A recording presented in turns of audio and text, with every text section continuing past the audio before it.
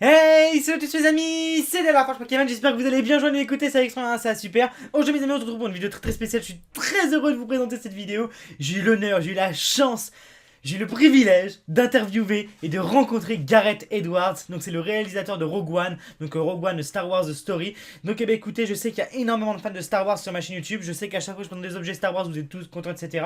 Et du coup j'ai fait la demande d'avoir quelque chose avec écoutez, Star Wars Rogue One. Et j'ai eu la chance de rencontrer Gareth Edwards. Du coup j'ai fait une interview avec lui. Donc vous allez avoir un plan où on ne voit que lui et vous verrez écoutez, sa réponse en anglais. On a essayé de traduire en français du mieux qu'on pouvait. On a engagé une professeure d'anglais, etc. pour faire au mieux mes amis. Je suis super content de vous présenter ces vidéos. N'hésitez pas à laisser un big pouce bleu si ça vous fait plaisir. Et j'espère que tous les fans de Star Wars écoutez, sont heureux, tout simplement heureux. Voilà, Rogue One, écoutez les amis, c'est du lourd, c'est que du lourd. Je tiens à préciser que je n'ai pas été payé pour cette vidéo, ce n'est pas un placement de produit, c'est moi qui ai décidé, c'est moi qui ai validé, c'est moi qui ai accepté. Et moi, voilà, j'ai juste dit oui mes amis, c'est que du bonheur. Allez, je vous dis bon visionnage.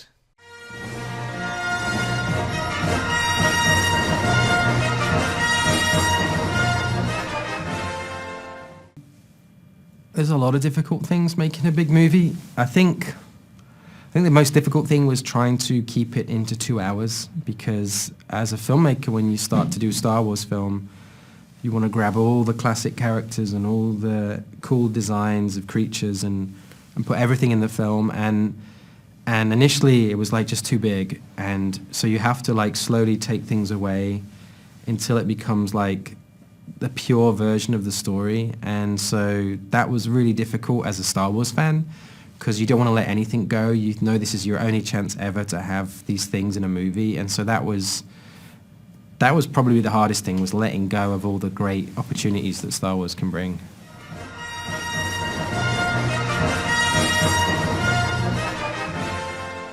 The technologies have progressed a lot since the 1970s, and our film directly connects to the original Star Wars movie, and so we always said that we were making kind of a period piece, like a film set in the 70s to some extent. And the problem is the modern cameras, they're so clean and perfect, it doesn't feel like a 70s movie. And so we got hold of this lens that they shot things like Ben-Hur on, that's like from the 1960s, and we put it on a modern camera, which was this brand new format that is 65 millimeter, which is like IMAX, but digital. And the combination was really exciting, because you had all the advantage of digital. You could shoot for hours and hours, but everything you shot had all the look and feel of something from the 1970s. It was the first time that combination had ever been used on a film, so we were really excited about it.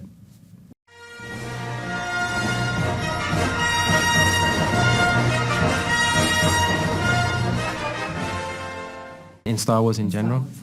I grew up loving Luke Skywalker, because I never really got into Han Solo, because I have like fairer hair, so I never really related to Han Solo. My sister looks a little bit like Princess Leia, and so I kind of felt more like Luke Skywalker as a kid.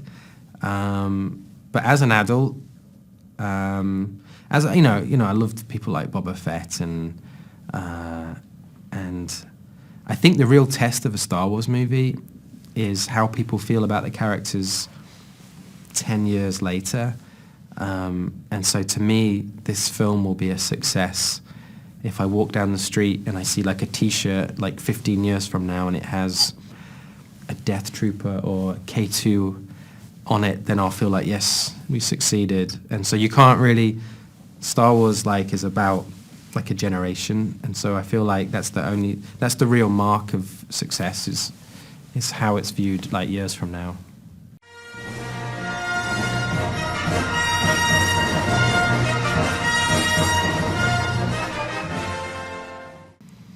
I hope so.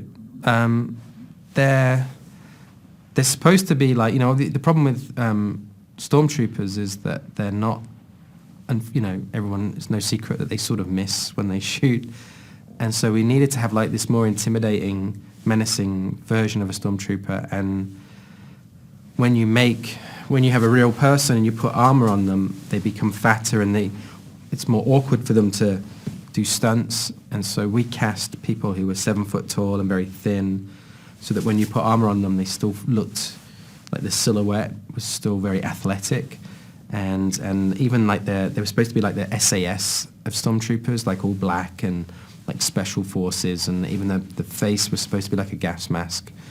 And so I'm really proud the way they turned out. I really like the design, and so hopefully the fans feel the same way. I've heard of the merchandising people that they're the best-selling toys, so like that's, to me, that feels like a success.